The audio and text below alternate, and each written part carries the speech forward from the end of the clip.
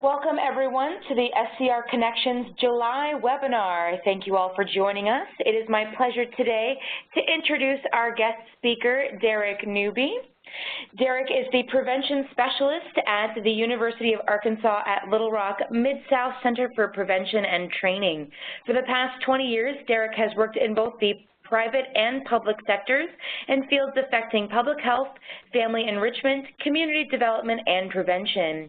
He graduated from the University of Arkansas at Pine Bluff with a degree in psychology in 1999 and the University of Arkansas at Little Rock in 2004 with a master's degree in public administration with a focus on nonprofit management. He served as the vice chairman on the Communities Against Drugs Coalition in Pine Bluff, Arkansas for 2 years, and he is a certified Cultural Competency trainer and a certified suicide prevention counselor. We're very excited to have him present his presentation, Cultural Competencies and the Strategic Prevention Framework. I'm going to go ahead and pass the ball over to Derrick and let him get started. Good morning, Derrick. Good morning. Am I unmuted? You are. We can hear you loud and clear. Okay. I've done several webinars on this topic, and that's always an important question to ask before you start delivering your information. I want to welcome each and every person here today. We have a few limitations because we're in a webinar, and I generally like to do this class in person. Cultural competency is near and dear to my heart, and of course the strategic prevention framework is what drives a lot of the work that's being done right now in prevention. And knowing how they work together and the importance of both is going to be extremely important in being successful and also in working with others in this field. The purpose of our training today is to help you identify the correct definitions and keywords when working in prevention and understanding cultural competency, and also to understand the link between the two. Also, you'll have the opportunity to demonstrate an understanding of cultural differences and behaviors and attitudes and beliefs, and also understand that assumptions can lead to stereotypes and unfair judgments about individuals and groups. So it involves some insight and also some understanding and soul searching in this class as well. You also will be able to identify appropriate communication skills and strategies to meet the cultural and linguistic challenges in this changing world that we work in today. And by the completion of this presentation, you will be able to discuss the strengths and power of diversity in prevention efforts. I ask that each and every person be willing to participate. There will be opportunities for you to chime in. I'll ask you to enter a response on the chat line. And if you could agree to do so, could you please type in yes in your chat box right now so I can make sure everyone's chat box is working and you know how to use it.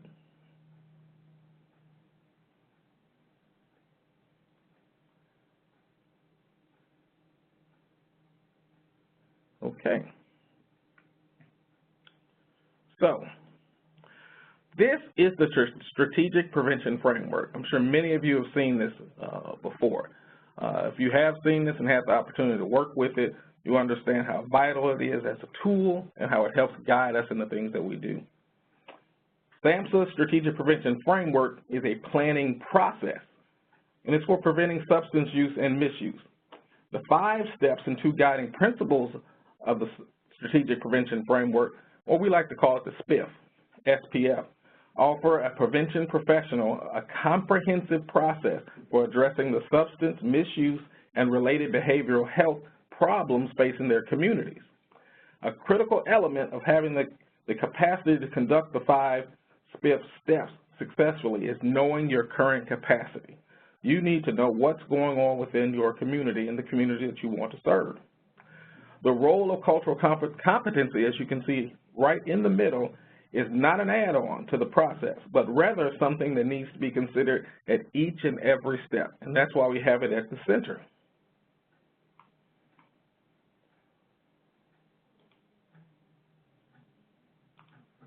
So, what is prevention? For a working definition and how we'll be talking about it today, we understand that it's the action of stopping something from happening or arising. So, in relation to alcohol, tobacco, and other drugs, Prevention is the promotion of constructive lifestyles and norms that discourage those types of behaviors. It is proactive. You have to empower individuals, you have to empower the community, and you have to face the challenges that people are dealing with within those communities and transition throughout the lifespan by creating and reinforcing conditions that promote healthy behaviors and healthy lifestyles. And that includes changing environment as well as education to individuals.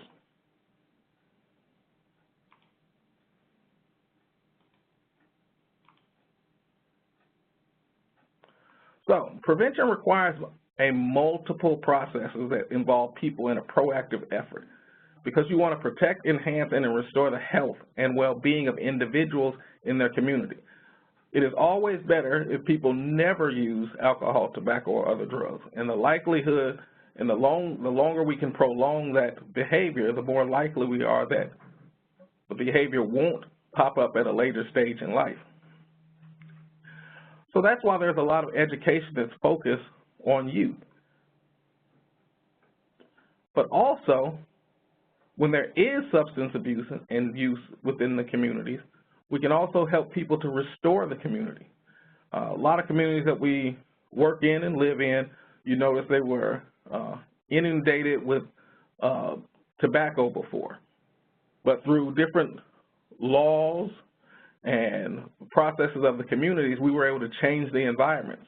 I was born in 1971, so luckily I didn't have the opportunity to fly on a plane when people were smoking, but I noticed the signs that were up, and I know at some point in time it was the norm for people to smoke on airplanes. Since then, things have changed, and it has been prevented, and now it is no longer even considered an option when people are flying on a plane. They don't even think about it anymore.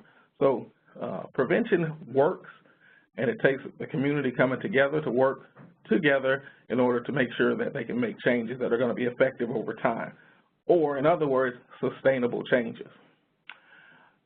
Prevention is based on the understanding that there are factors that vary among individuals as well, and that's where the cultural competency comes into play. Although we share a lot of similarities within smaller communities, there are differences, and in working with different communities, then you have to understand what those differences are in order to be effective in working with different groups. So what is diversity? Diversity includes important and interrelated dimensions of human identity, such as race, ethnicity, gender identity and expressions, as well as the other things that I have listed here on this slide. So when you think about diversity, you have to have a broad spectrum in range and understand that diversity means many different things to many different people. A lot of times in working with groups and community action groups within my community, we have to look at the people that we want to serve, and we also look at who is on our board or the group that has come together in order to make the change. So it doesn't matter that everyone necessarily looks different. When you talk about diversity, you have to consider all these things. Some groups may all look the same as far as people-wise, but they may still have diversity within them. They could have religious diversities, different religions. They could have political affiliation diversities, bringing a group together of Republicans and Democrats. They could have different abilities and disabilities. If you're talking about providing services to a community or improving access for the disabled, it would be important to have people who are disabled on your group and on your planning group as well. And also, those are the people that you want to be the gatekeepers and that you want to talk to if things are going to be affecting that population.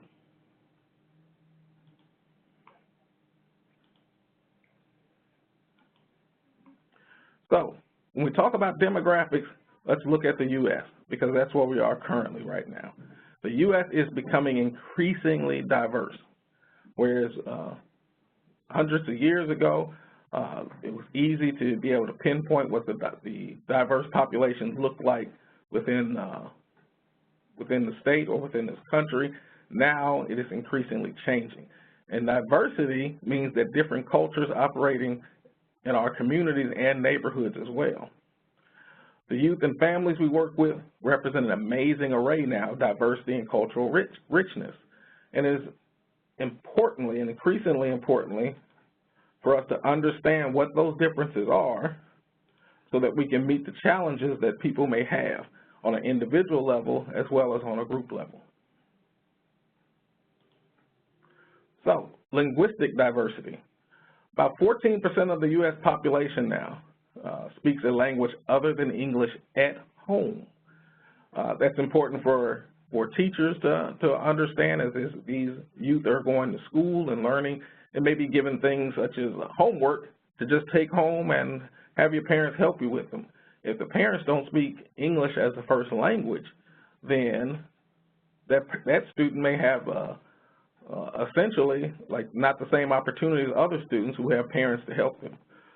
They could be first generation or second generation immigrants, and their parents don't necessarily speak English, and that homework is not sent home in their native language, then that parent may not be able to help that student.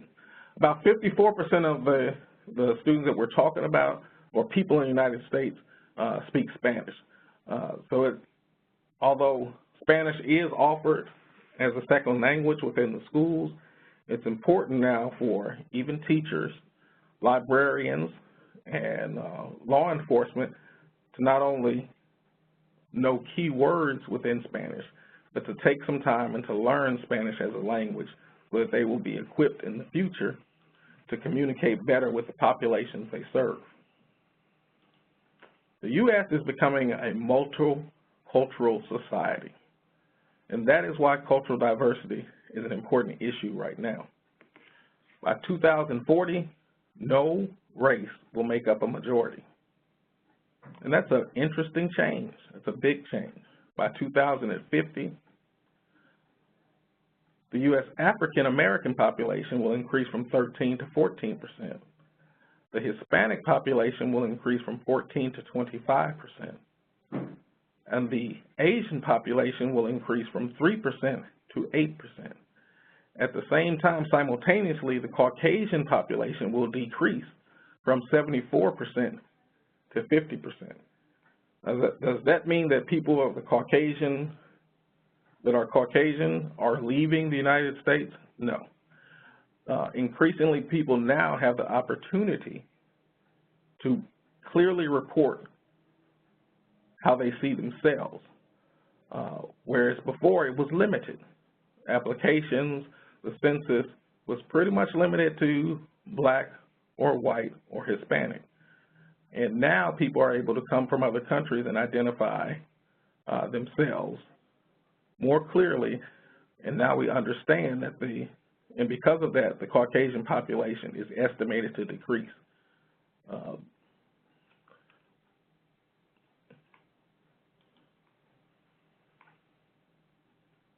I don't see any questions, but if there are any, please feel free to share those with me. So, cultural diversity is also an important issue because persons with physical and mental challenges comprise the largest minority in the U.S., with approximately 50 million individuals and almost 20% of the population. About 25 million Americans identify as gay, lesbian, bisexual, or transgender.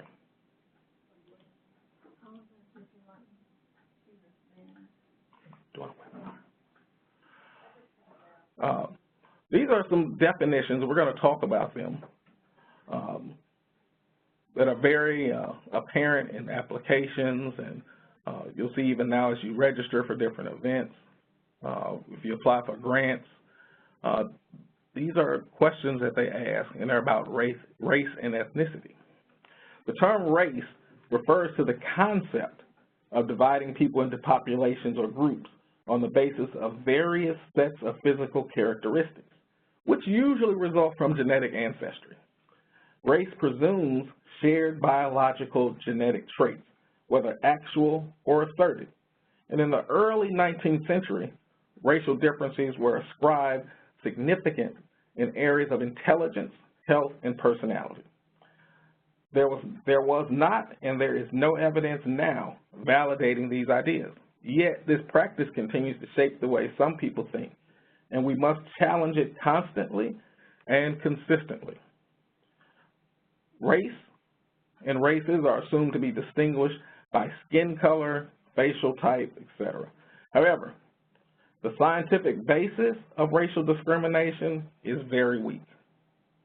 Now, our next definition, ethnicity, on the other hand, connotes shared cultural traits as a shared group history. So some ethnic groups also share linguistic or religious traits, while others share a common group history, but not a common language or religion. It's important to note that ethnicity is defined in terms of shared genealogy, whether actual or presumed in some cases. Sometimes people don't know exactly where they came from, but because they look a certain way, they assume that that is where their ancestry originated. Typically, if people believe they descend from a particular group, though, and they want to be associated with that group, then they are in fact members of that group. And it's increasingly now normal for them to report as such.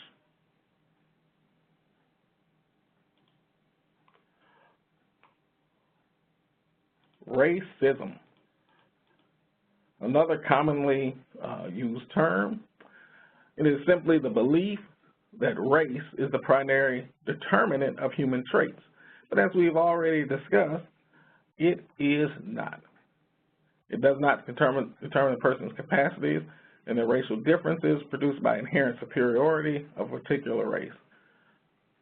But sexism occurs as well, and that is the belief in the inherent superiority of one sex over another, and thereby the right to be dominant.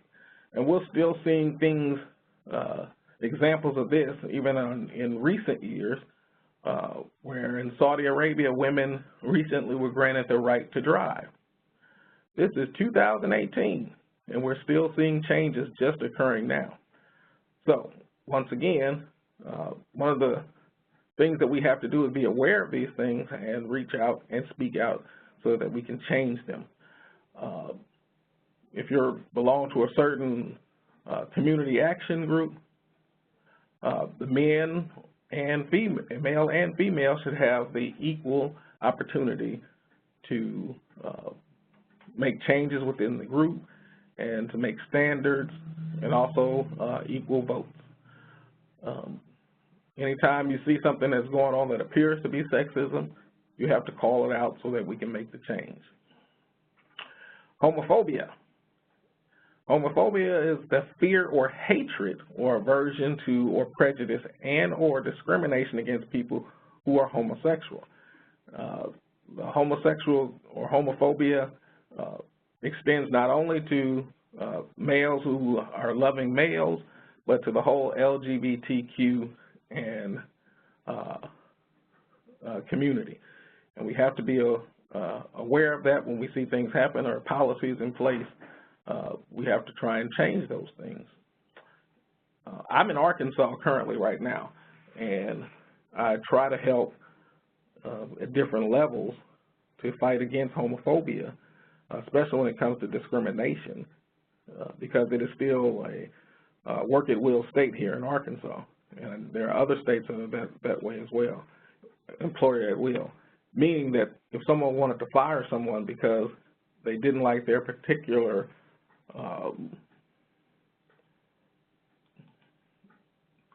way of loving, for lack of better words, then they could essentially just fire that person without any repercussion at all. And with the status being that way, it's even more important that people are aware of it and they stand up and they make changes.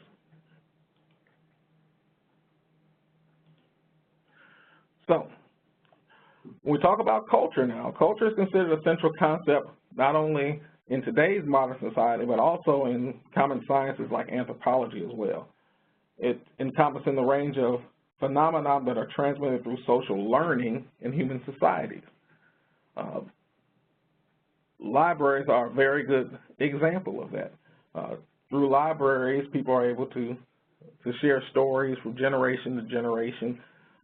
people write books about their experiences, and people from the next generation have the opportunity to research and learn about human society over time.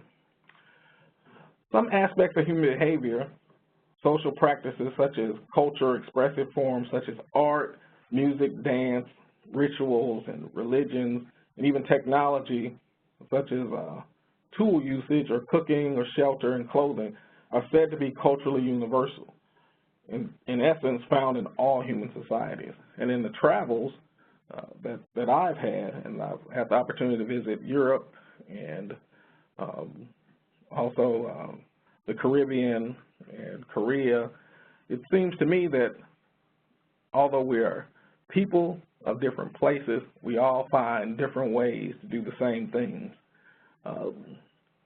But culture helps form our identity because of our connection that we have with our parents and our grandparents, and the values that have been established and the customs that we see and practice on a regular basis.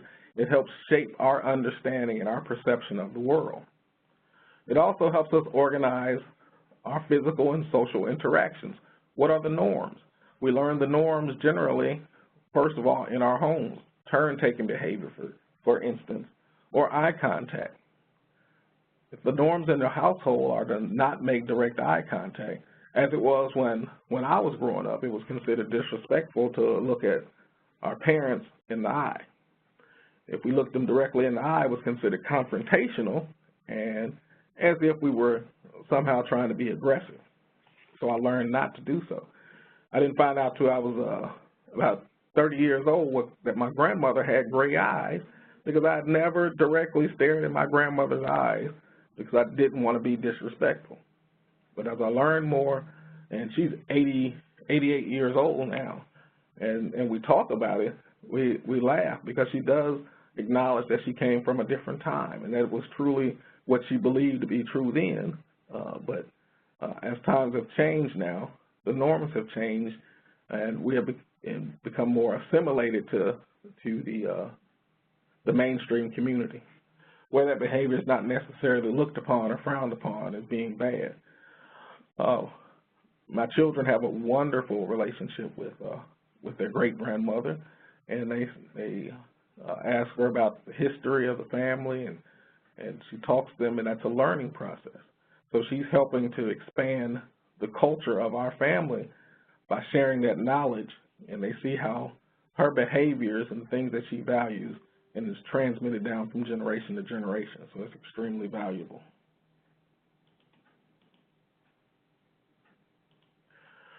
So why does culture matter? Culture matters for the same reasons that I just talked about and even more. Parenting, communication, just learning body language. Culture also matters because of perception of time and understanding perception of time. In my culture, when I was growing up, my parents told me that if I was on time, I was late, and that became a part of who I was, and essentially it transferred on to how I taught my children as well. There are other families, communities, where they call it, when I travel to the Caribbean, they call it being on Caribbean time. But the people there are not necessarily offended if you're not on time. And in fact, they're not often on time. And you can't be offended by that as well if you understand the culture there. It affects help-seeking behavior. It also helps the use of services within support communities. We can provide the best services and the prevention services within a community, but if we don't understand the culture of that community and how they feel about the utilization of services, then we may have our doors open, but no one coming in to access those services. It also helps with understanding the government systems. Right now, we have a lot of conflicts within the community with law enforcement, and it's because certain communities aren't necessarily educated to trust law enforcement officials, or they see them as being a negative impact having negative impact within the community, and they don't build the trust. And you have other law enforcement agencies who are working harder to build trust within communities so that they can change that attitude. And improve the relationships they have within the community. Culture also affects how we see the world. When we talk about my traveling around, I think about often when I go places, if I was to name someone, or what do you call the people from France? People would say, well, they're French. And what do you call the people from Germany? And they would be Germans. But what do you think those people call us here living in the United States? Well, we're the Americans. And to the world, they see us as all Americans. From their cultural eyes, we are all the same. But from our eyes, and being here in the United States, we know that there are many subcultures, and we are just as diverse from the Chicagoans to the New Orleans to those people from California, or I could go on and on.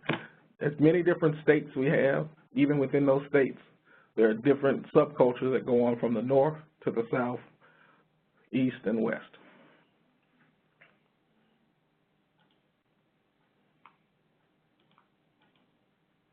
So, understanding those cultural differences will ultimately help us be successful in prevention efforts and also in building relationships. The family is defined differently by different cultures. So essentially when you're talking about doing family programs or improving families, that you need to know exactly what families, how they're defined by the different cultures, so to ensure that everyone will be served. Some cultural groups also stress the generation of ancestors. In the Native American community, when I worked for the AIDS Education Training Center for the Southeast region, we had a lot of education in that area trying to increase access to services for Native American ancestors or Native American Indians living in those areas that we serve. And we found that Native Americans often had their own healers within that community.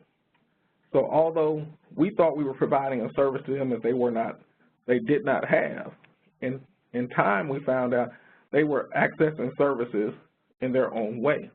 And the only way we became successful in providing services within that community was to partner with the quote-unquote medicine men of that area or the chiefs of those tribes and build a relationship with them to build trust in order for those people to be willing to access services from us. Culture also greatly influences attitudes about physical contact. We tend to have a arm's length bubble around us as Americans, and when people come within that area, then they are thought to be either someone that is real close to you or they're having to do it for necessity. But it's important to note that in our interactions, because either we're a person that likes physical contact, maybe a hugger, and when we greet people, the way we show them that we trust them is hug them. If that's not culturally acceptable for the person that you're serving, that it would be to your benefit and to theirs also if you waited before you engaged in that type of touching behavior or physical behavior. In some cultures, when women go to the doctor, their husbands have to come in with them. They don't want to be seen without having their husband in the room with them. And you have to make different changes based on that. And this goes on and on and on. The more we study individual cultures, the more we learn what are those physical contact rules and what are those gender roles that are related to providing services. Some cultures may use different standards for loudness, speed, delivery, silence, attentiveness, and it's important for us to learn those. The best way that we can is through listening and research. But it's important to note that those differences exist. Now, the best way to understand culture is to, first of all, explore your own.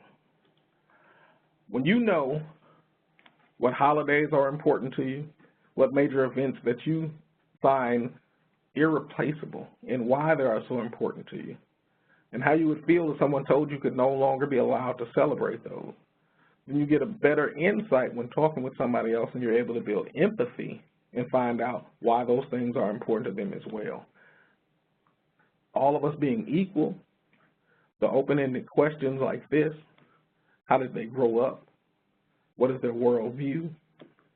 How did gender shape their aspirations in life? And who they admire give you more insight into that person as an individual and their culture than knowing what their race may be or their ethnicity.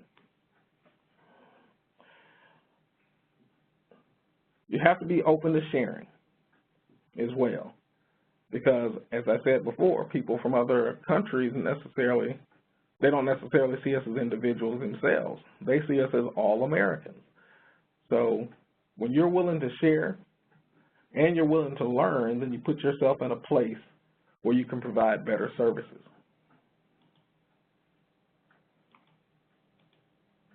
The prevention system must be conscious of the inherent dynamic of interacting with cultures. This is a critical component in the design of the services that we deliver, and also having access to service delivery is not enough. How, where, and by whom the service is provided must also be considered. So cultural competence is that set of behaviors and attitudes that professionals use so you can understand, learn to value, adapt, and work effectively in cross-cultural situations.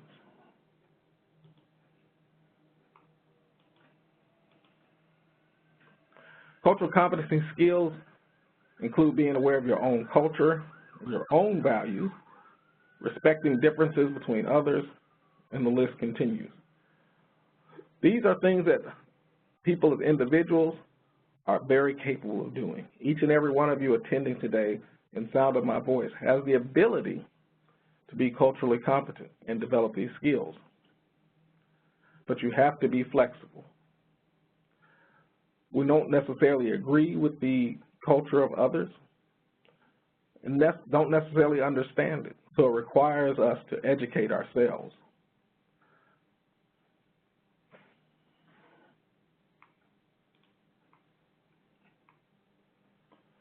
Never assume. I won't say what my parents told me when I grew up, but don't assume, because it makes out of you and me. And those assumptions are based on the person's appearance, and they also often lead to misjudgments. We may not hear what the youth and families have to say because we have already decided that they have nothing to contribute, and on our own biases relating to the person's appearance or situation. There's been a lot of challenges, and there will continue to be as long as people make assumptions. Does it have a purpose? Of course it does. From time to time, you find yourself assessing a situation and you make an assumption for safety. But when we automatically start assuming and our preconceptions start deciding and affecting our ability to communicate effectively with people, then we are essentially handicapping ourselves, and we're no longer able to provide services to the community, especially with prevention services. When you have different assumptions about a certain community, whether it be the drug community or whether it be who's a criminal and who's not a criminal, then it limits on who you're willing to reach out to. And a lot of times people, especially in urban neighborhoods, they look the way that they look because they're blending in with their community. They do it for reasons of safety, and it helps in building anonymity. But just because every kid, if you see a whole group of children and they're all dressed alike, doesn't mean that they all subscribe to the same values and beliefs. There may be some children in there that may steal. There's others that would never even consider taking something that didn't belong to themselves or even committing any type of violent act.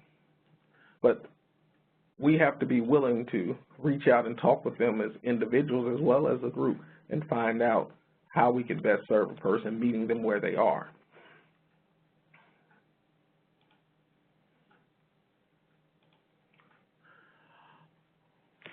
We often use labels or categories to describe others. And others leads to othering. And othering is a broadly exclusive conceptual framework that captures expressions of prejudice and behavior such as activism and tribalism, but is also a term that points toward a deeper process at work, only some of which are captured by those terms. And it is not uncommon for people of different religions to other on a regular basis. So although you may consider that you have two churches in town, and one is Baptist and one is Protestant, there may be othering that's occurring, and that may be the primary barrier from getting those churches to work together to decrease drug use within the community, because they're not willing to work with the other group. They've already labeled them and given them certain characteristics that they don't find acceptable. Grouping, on the other hand, is a natural human inclination. The problem is people often make assumptions about groups of people that they don't even know. So, labeling can lead to othering, and othering can lead to labeling. But either way, it causes division.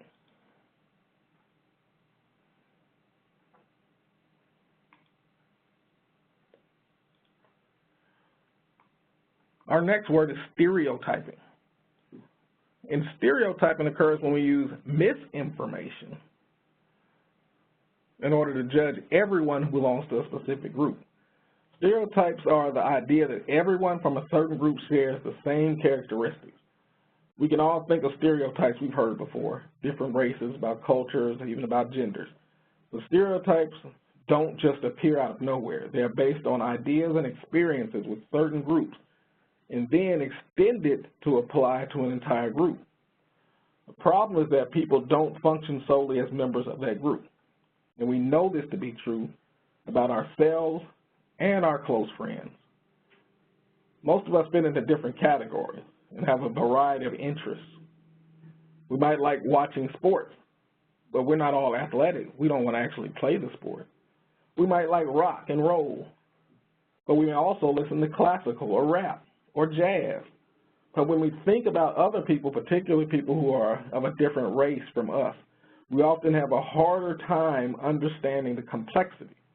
So we put people into categories, and thus stereotypes are formed. So many stereotypes are negative, such as assuming that certain people are lazy, certain people are criminals or poor. And some are seemingly positive, such as assuming that people are athletic, religious, or musically inclined. When I was growing up, if you saw a tall person, you stereotype they must be a basketball player. More often, we learn and no longer do this behavior because all tall people don't like to play basketball. Others are just neutral, such as assuming that people eat certain foods or share similar hobbies. Like if you walk into a restaurant and they decide before you even get the menu, oh, you want the fried chicken, or you probably want the sushi. It's not beneficial at all, and at worst, it can be harmful because it can hurt people on a personal basis, a personal level. So, how do we avoid the stereotyping then? First of all, we acknowledge the existence of our own preconceptions. We have to do an inventory of our own feelings about different people of different cultures, and we have to be willing to challenge those. Just because we meet one person from a certain culture and they have certain habits or things that you may not find desirable, you can't put that on the whole group. And don't take for granted any opinion that just pops into your head. Be willing to challenge it. Also, work to understand how your preconceptions impact the way you view others, and know your labels and to whom you relegate them to. Most importantly, slow down and always be willing to get more information. So, have you ever been unfairly judged? And how did it make you feel? Just think about it. And with that feeling, know that we want to go forth from this training and into our other aspects of life in knowing that we will no longer unfairly judge others because we didn't like the way it made us feel as an individual.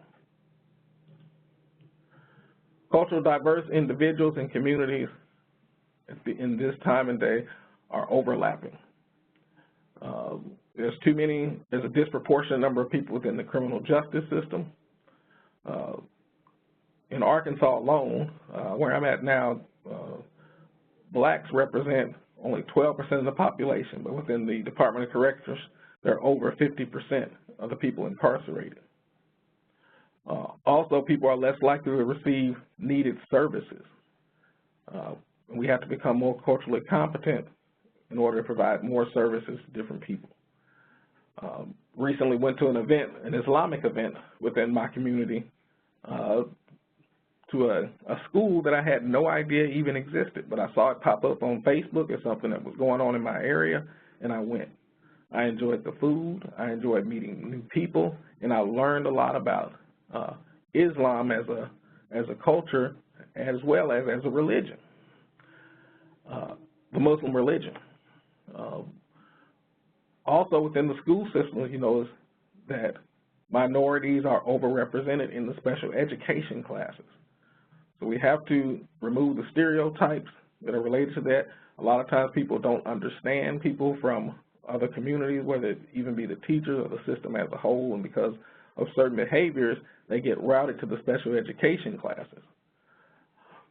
And in turn end up getting routed to the juvenile detention system as well, and then the Department of Corrections. So we have to address the disparities and the disproportionalities by becoming more culturally aware of individuals and what's going on within our communities. This is the Cultural Competence Continuum, and in this continuum, we're able to see that there are different levels before you become culturally proficient. Cultural destructiveness is at the lowest level, and that's when your agency is discriminating. Cultural incapacity is when they understand that there are different cultures at work within the community that need services, but they just don't have the capacity. It'll be such as having like a increase in the number of Hispanics within your community, and you're providing services, but you don't have anything in your library that's bilingual, or anything in your school that's bilingual. Cultural blindness is being aware of it, not having the resources, so you're aware that you have the challenge, but then you decide, well, we're just going to be blind to it, ignore that the challenge exists, and we're not going to do anything about it. Cultural pre-competence is when you start to make the changes. You start thinking about it actively and researching what you need in order to become have a culturally competent system or program. And then at cultural competence level, you're implementing the things that you found there. And this all can be seen illustrated in the SPIF. Then cultural proficiency is when you're able to operate at a proficient level over time, and you have a sustainability program in place so that even if the community starts to change, you're able to make the changes within your program or your system or organization so that you continue to meet the needs of a diverse population. So this is a short way of explaining where you're trying to get to with cultural competence. In essence, cultural competence of professionals is affected by the processes that shape your cultural identities, which are in turn influenced by your own worldviews and worldviews of your clients. The difference between the clients and the workers in any helping relationship cannot be ignored, but need to be brought to the forefront to develop trust and acceptance in the professional relationship.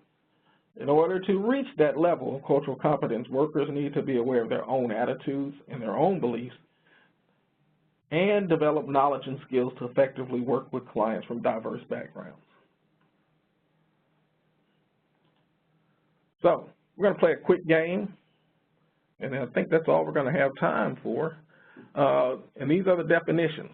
So the definitions are going to come out right here on the left. You'll see where it says stereotyping, cultural competency, etc. And you're going to decide when I show you the slide by reading the definition which word on the left applies to the definition you see on the right. And you can do that by in your chat box. So the first one, selected cultural and sometimes physical characteristics used to classify people into ethnic groups or categories, American ethnic groups, etc. 5, 4, 3, 2, 1. I can't see the answers. Am I supposed to be able to see what the people are chatting? Are they saying it? Yeah, Derrick, you should see everyone in the chat box writing their answers. In the chat box, okay. Let me switch over here to the chat box. Okay, that's better.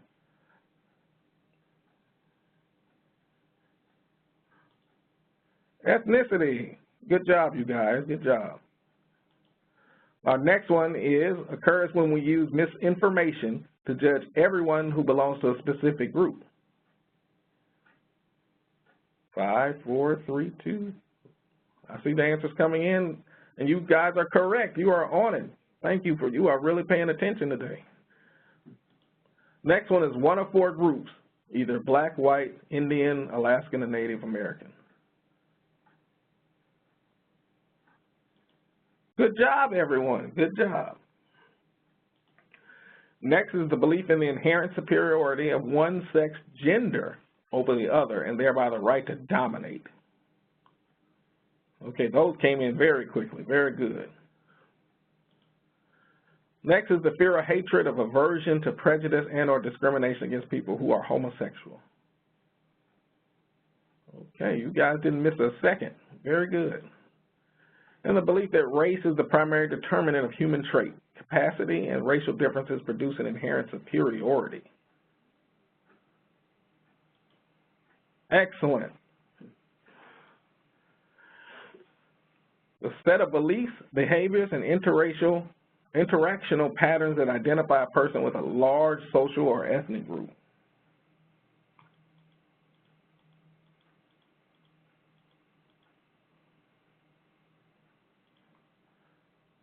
Okay. Thank you for your participation. That is absolutely correct. Culture.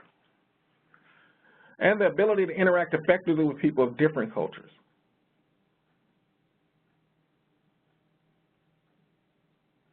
Okay, I see a couple different answers there. The correct answer is cultural competency or cultural competence. Excellent.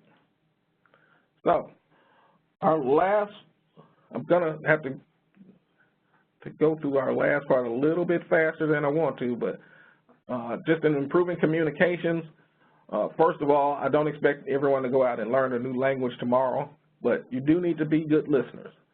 You need to smile and look interested. Often it's our go-to to sort of like frown and squinch up when we're trying to understand somebody, but just a frown alone can communicate a message. But you need to be patient and listen carefully and don't interrupt. When you work with culturally diverse populations, learn culturally specific information. Learn at least a few words that family uses, and if you have to, be willing to use interpreters. And try to limit the forms that you use as well, because in working with those populations, English may not necessarily be the first language. And in sending forms or using forms, people may see that as a barrier. Some of the do's, and this is a whole list of them. You'll get a copy of the slide, so you'll get a chance to look at them. But most importantly, avoid the jargon and try to emphasize keywords. Some people know some keywords, but those jargon, it really gets in the way. English is complicated enough without us adding the little nuances that we've added along the way. And be careful of pronunciation. There are a lot of words that sound the same in English but mean something completely different. And try to stick with the main point. Keep pencil and paper handy and try to write down some key information. To become more culturally competent, a system or individual needs to value diversity. We talked about that in depth. And also try to develop some cross-cultural skills as well. Do your research and gain some knowledge of different cultures and practices, worldviews as well. Understand in the end, we all have cultural choice, and that is the freedom to choose and adapt the characteristics from one's own and other cultures in developing one's cultural identity. I'm from the African-American culture, but I love tacos, and I love being on the beach, and I'm a motorcycle rider as well. So which culture do I belong to? The MC, the motorcycle community, the Hispanic community? It's whatever I choose to be. In the end, I have that freedom. And here in the United States, we actively utilize that freedom. You have to know when it's appropriate to use the different patterns of each as well as you flow through and back and forth through different communities. In the end, and this is a quote I want to leave you with, culture does not change because we desire it to change. Culture changes when the organization is transformed, and the culture reflects the realities of people working together every day. And from Kofi Annan, from the former Secretary General of the United Nations, tolerance, intercultural dialogue, and respect for diversity are more essential than ever in a world where people are becoming more and more closely interconnected. And I'm going to stop right there. I hope I'm close to my time. And if you have any questions now, then I'll definitely be willing to answer them. Thank you. Great. Cultural choice, yes. Thank you so much, Derrick. We just have a few minutes for questions if anyone does have a burning question. We've had some really great participation in the chat box today, a lot of wonderful discussion going on. I think this was a very timely topic, so we really do appreciate it. If anyone does have any questions, you can go ahead and stick them there in the chat box. If you think of one later on, we are, of course, happy to pass them along to Derrick as well. I will have Debbie send out a link to the PowerPoint one more time to make sure everyone has an opportunity to get that. Go ahead, Derrick. Were you saying something? I saw one person asking about tools. I find Google Translator an excellent tool, even as I travel the world. They're constantly making updates to it. And it even allows, like, the person to speak into it, and then it translates it back to you so you can understand it. That's a tool that we can even use here in talking with people from other countries. It is limited to actual real vocabulary, so it's important to also note that everyone from different cultures and different languages around the world don't actually speak in the same vernacular that the tool uses, so it does have its limitations. Great. And I do see a couple other questions I want to ask you really quickly. One person is asking you to speak about microaggressions. I think many of the points you were speaking of could be seen as microaggressions. Do you have any advice for dealing with those?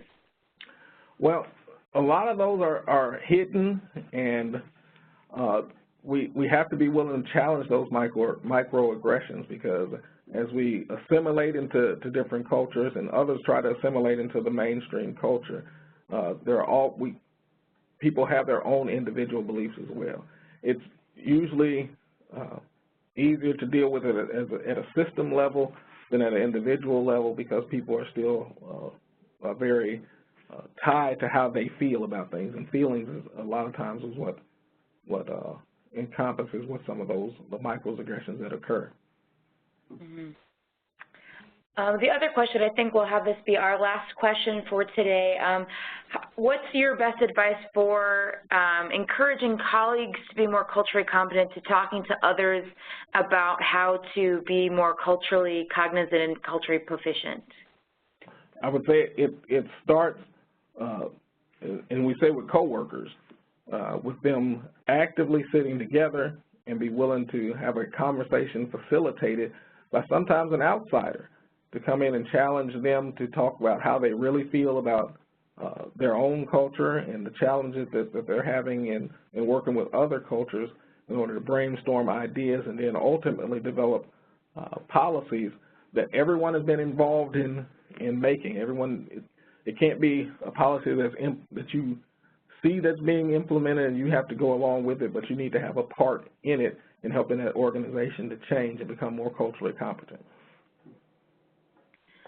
Great. Thank you so much, Derrick. I think we're going to have to stop questions now. We do have a few more final housekeeping to go over, so if everyone would hang out just a few more minutes. I want to thank you again, Derrick, for really a wonderful presentation today. We really appreciate you being here with us.